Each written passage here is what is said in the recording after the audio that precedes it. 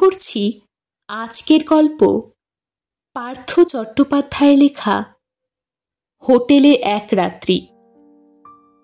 প্রতি বছর গরমের সময় কোনো না কোনো হিল স্টেশনে বেড়াতে যাই। আমি ব্যাচেলার, মোটামুটি ভালো চাকরি করি, সংসারের দায় দায়িত্ব কম, বাড়িতে বাবা মা দাদা বৌদিরা আছেন। আমি চাকরি পাওয়ার পর বছরে দুবার বেড়াতে যাচ্ছি, একবার এই গরমের সময় আর পুজোর ছুটিতে। গরমের সময়টা আমি হিল স্টেশনেই যাই। এইভাবে সিমলা, কুলু, মানালি ঘুরে এসেছি। একবার গেলাম রানীক্ষেত, কৌশানি, আলমোড়া, একবার কেদার বদ্রী গেলাম। গত বছর গ্যাংটক পর্যন্ত গিয়েও শেষ পর্যন্ত দার্জিলিং যাওয়া হলো না। গ্যাংটক গিয়েই গন্ডগোল শুরু হয়ে গেল। না, শহরের কোনো গন্ডগোল নয়, পেটের গন্ডগোল। 3 দিনের ওষুধ খেয়েও যখন সারল না, তখন পড়ি কি মরি করে বাগডোগরা থেকে প্লেন ধরে সোজা কলকাতায়। আমার বয়স 30। এতখানি বয়সে বাঙালির ছেলে হয়েও দার্জিলিং যায়নি শুনলে লোকে কি বলবে। কিন্তু কিছুতেই হয়ে ওঠেনি।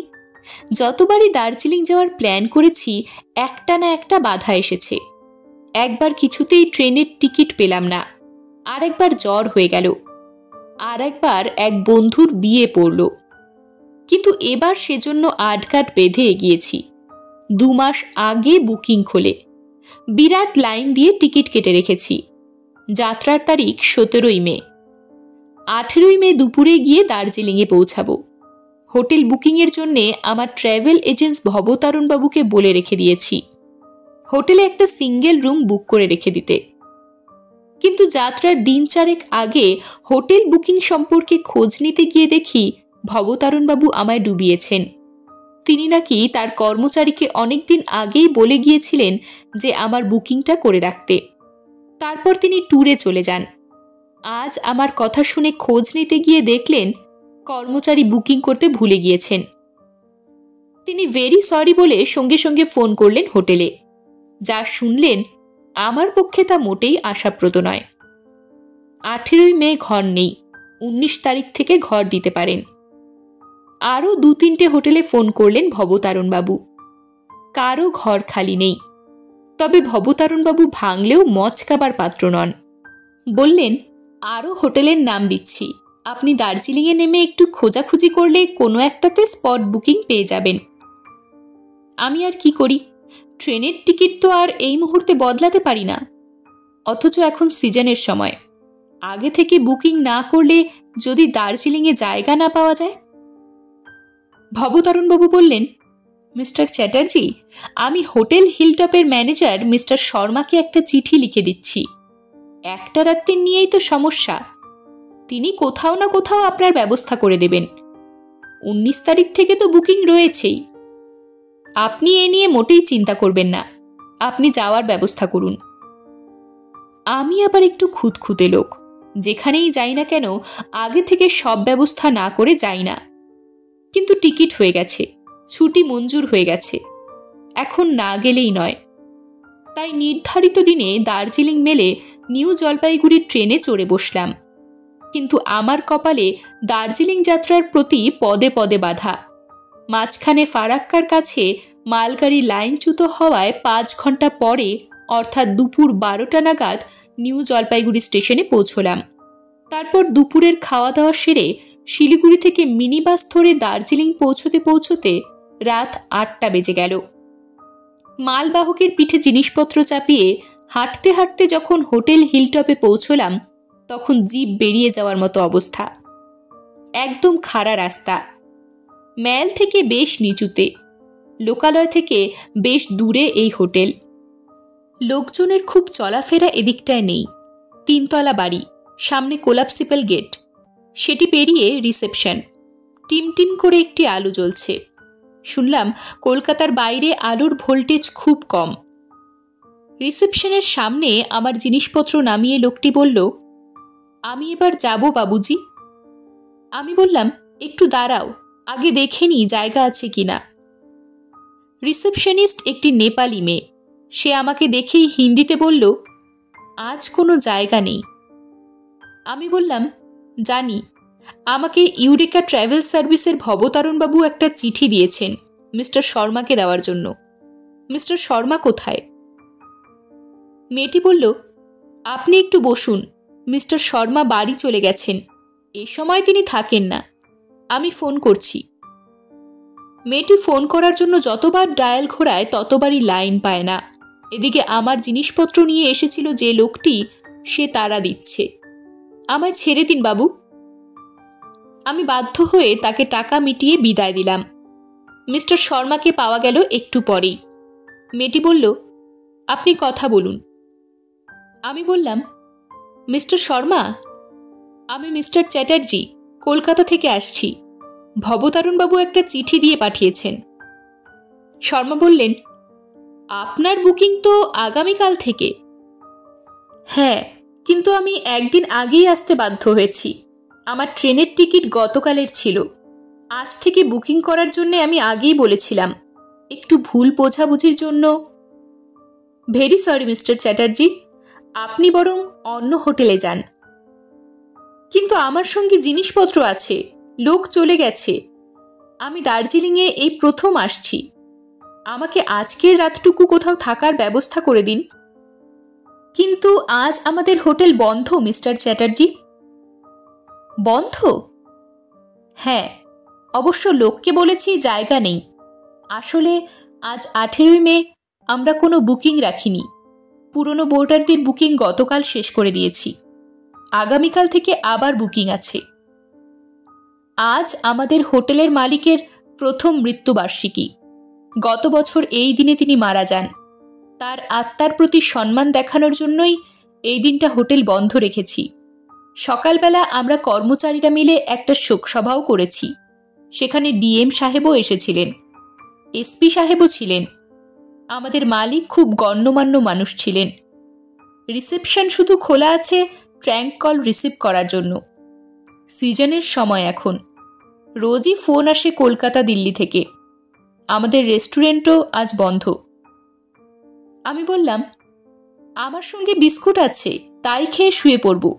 যে কোনো ঘর একটা খুলে দিন, যাতে আজকের রাতের মতো থাকতে পারি। ম্যানেজার কি ভেবে বললেন, রিসেপশনিস্ট মেয়েটিকে দিন। আমি মেয়েটিকে ফোন দিলাম। টেলিফোনে নেপালি ভাষায় কিসব কথাবার্তা হলো। আমি একটু একটু বুঝলাম। মেয়েটি বলছে, একমাত্র দারোয়ান ছাড়া আজ সবাই চলে গিয়েছে। 204 নম্বর ঘরে আজকের রাতটা থাকতে দিতে। অন্য ঘরগুলো কোনটা কি অবস্থায় আছে তা জানি না। সব ঘরই কাল থেকে বুকিং আছে, সকালে রেডি হয়ে যাবে। রেজিস্ট্রেশন খাতাটাও চাবি দেওয়া। চাবি ম্যানেজার নিয়ে গেছেন। আমি রিসেপশনিস্টও নই, আমি আসলে টেলিফোন অপারেটর। 204 নম্বর ঘরটি আমাদের মালিকের ঘর। ঘরটা আজ সাজানো হয়েছিল। এক রাত্রি আপনি ওখানেই কাটিয়ে দিন। আমি দেখি বাহাদুর কোথায় গেল। অনেকক্ষণ বেল বাজাবার পর বাহাদুর নামে এক দারোয়ান এলো। তার বয়স কত বোঝার উপায় নেই। মাথায় সব চুল সাদা হয়ে গিয়েছে, গায়ে খাকি জামা, ফুল প্যান্ট, তার উপর পুরু পশমের সোয়েটার। মেয়েটি বলল, বাবু আজ 204 নম্বর ঘরে থাকবেন। 204? হ্যাঁ, কর্তাবাবুর ঘর, ম্যানেজার বাবুর অর্ডার। তুমি ওকে নিয়ে যাও। তারপর আমাকে আর কিছু অবকাশ না দিয়ে মেয়েটি বলল, আমি আজ বাড়ি যাচ্ছি মিস্টার চ্যাটার্জি। কাল সকালেই সবাই ডিউটিতে এসে যাবে। ম্যানেজার সাহেব 8টার মধ্যেই চলে আসেন। কাল সকালে আপনি চা, ব্রেকফাস্ট, রুম সব পাবেন। আজকের মতো একটু কষ্ট করুন। এই বলে মেয়েটি উঠে তার হ্যান্ডব্যাগ ও টর্চ নিয়ে বেরিয়ে গেল। মেয়েটি চলে যেতেই দারোয়ান বাইরের গেটটি বন্ধ করে দিল। তারপর আমাকে বলল, আপনার জিনিসপত্র কোথায়? আমি আমার সুটকেস দেখিয়ে দিলাম। কাঠের সিঁড়ি দিয়ে আমরা 3 তলায় উঠলাম। হোটেলটি বেশ পরিচ্ছন্ন, মোটামুটি ছিমছাম। ফ্লোরে কার্পেট পাতা। প্রতিটি ফ্লোরে বোধহয় 5-6টি করে ঘর। আমি অত গুনিনি। 3 তলায় উঠে ডান দিকে একদম কর্নারের ঘর 204। ঘরের দরজা খোলাই ছিল। বুঝলাম এটি স্যুট। ঢুকতেই বসার জন্য লাউঞ্জ। একটি সোফা সেট পাতা। ওই সোফা সেটের মাঝখানে এক ভদ্রলোকের ফটো। ফটোতে প্রচুর মালা, সোফাটাতেও প্রচুর ফুল ছড়ানো। লাউঞ্জের দরজা ঠেলে ঘরের ভেতর ঢুকলাম। একটা ওয়ার্ড্রব, কাঠের প্যানেল করা দেওয়াল, ঘরের ভেতর একটি ডবল খাট পাতা, বিছানা করা। বাহাদুর ঘরের সব আলো জ্বেলে দিল। আমি বললাম, আজ কি এখানে সভা টভা হয়েছিল নাকি? বাহাদুর বলল, না, তেমন কিছু নয়। এই ঘরে মালিক এসে থাকতেন। এই ঘরে আজকের দিনে তিনি মারা যান, তাই সকালবেলা সব কর্মচারী এসে তার ছবিতে মালা দিয়ে তাকে শ্রদ্ধা জানিয়ে গিয়েছেন। এই ঘরটা কি এখনো ব্যবহার করা হয়? এই ঘর কাউকে দেওয়া হয় না। আমাদের মালিকের এক ছেলে, মালিক মারা যাবার পর তিনি এসেছিলেন।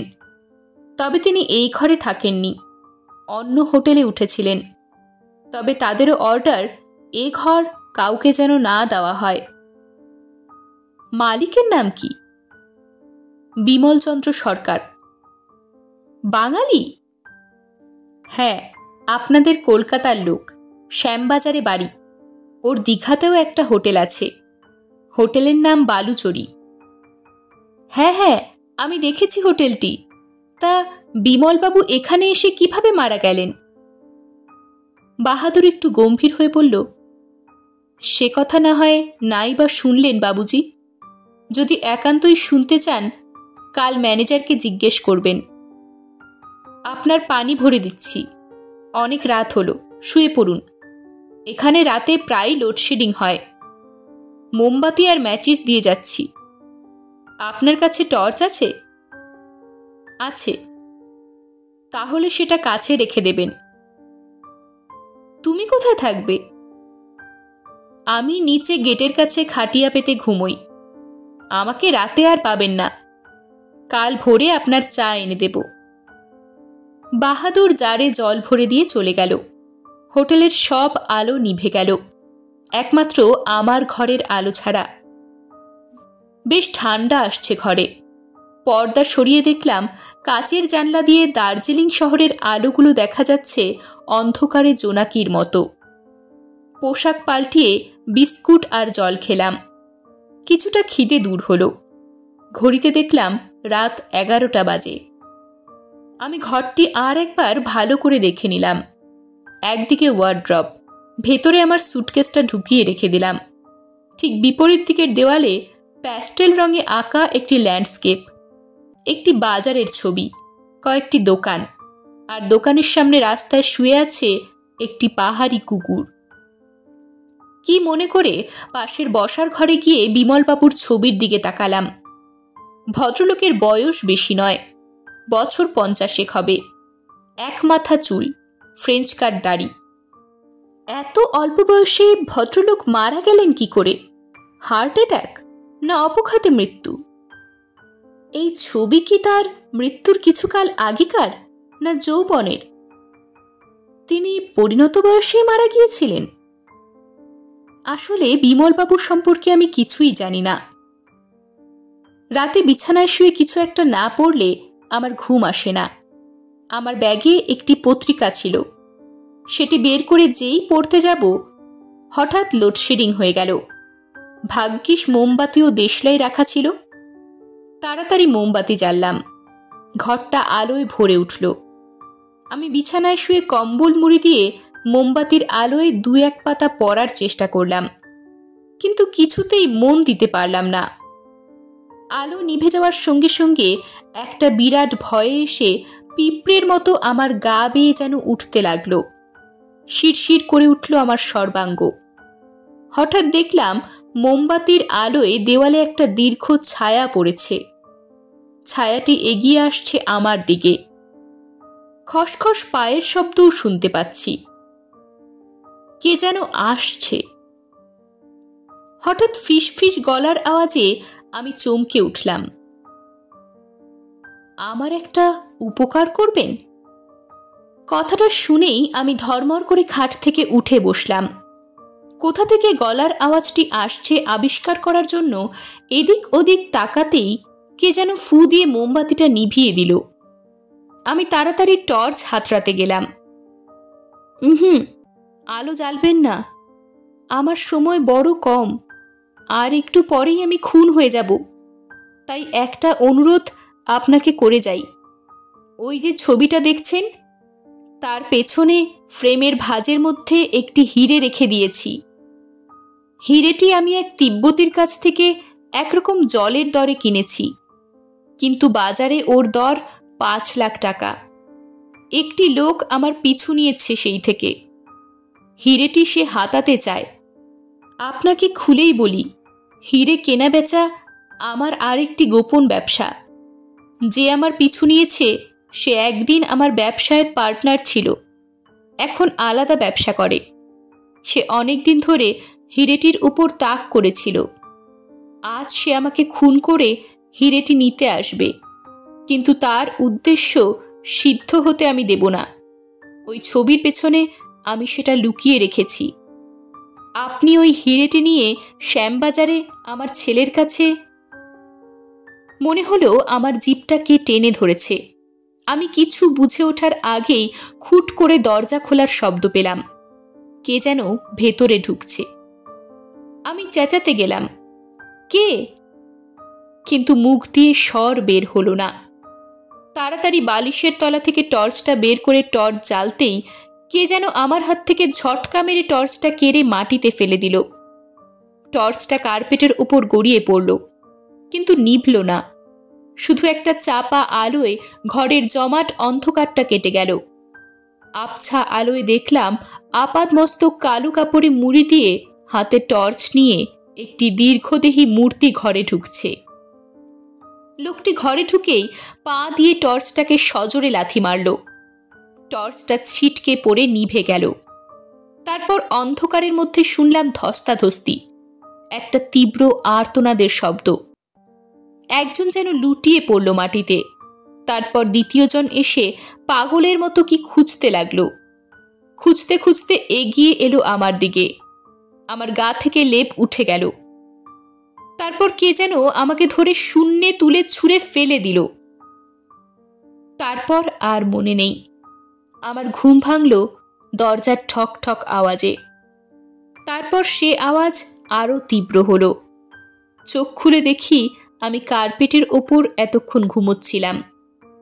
পর্দার আড়াল থেকে সকালের রোদ ঘরে ঢুকে পড়েছে।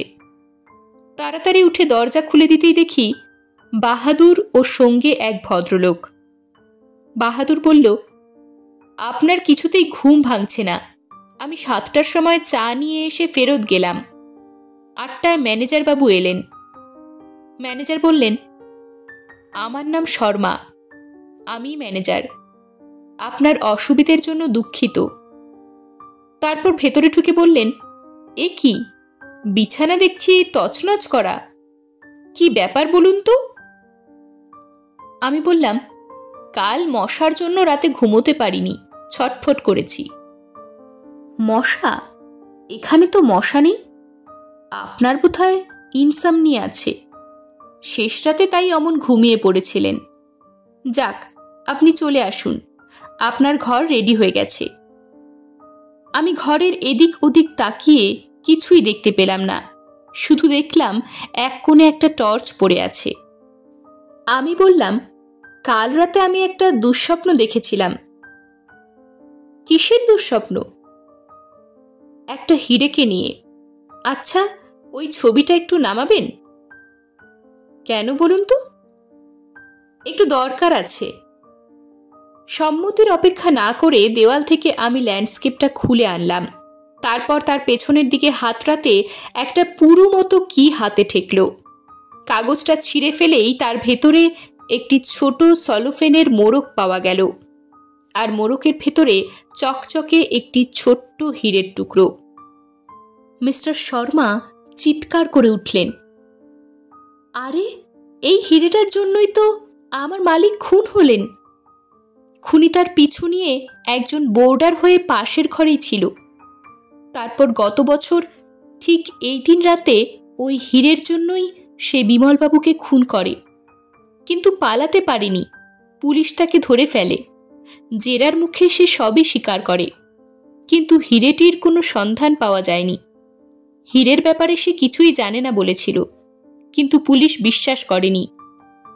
তারপর বিচারাধীন অবস্থায় খুনি একদিন লকআপে আত্মহত্যা করে। মিস্টার চ্যাটার্জি, হিরেটির সন্ধান আপনি কিভাবে পেলেন? আমি বললাম, যার হিরে তিনিই আমায় কাল রাতে এর সন্ধান দিয়ে গিয়েছেন। তার নির্দেশ তার ছেলেকে এটি পৌঁছে দিতে হবে। আমি আপাতত এটি আপনার হাতে জমা করেই চলে যাচ্ছি। কোথায় যাবেন? অন্য হোটেলে। দয়া করে আমায় আরেকটি হোটেল খুঁজে দিন। এই হোটেলের আর কোনো ঘরেই আমি আর এক রাত্রিও কাটাতে চাই না। এই বলে আমি ঘর থেকে বেরিয়ে এলাম, আর বেরিয়ে আসার সময় দেখলাম ফুলের মালার স্তূপ থেকে বিমলবাবুর হাসি হাসি মুখখানি দেখা যাচ্ছে। এরকমই আরও সব গল্প পেতে চ্যানেলটিকে সাবস্ক্রাইব করে দেবেন, আর গল্পটি যদি ভালো লেগে থাকে তাহলে লাইক, শেয়ার আর কমেন্ট করে দেবেন।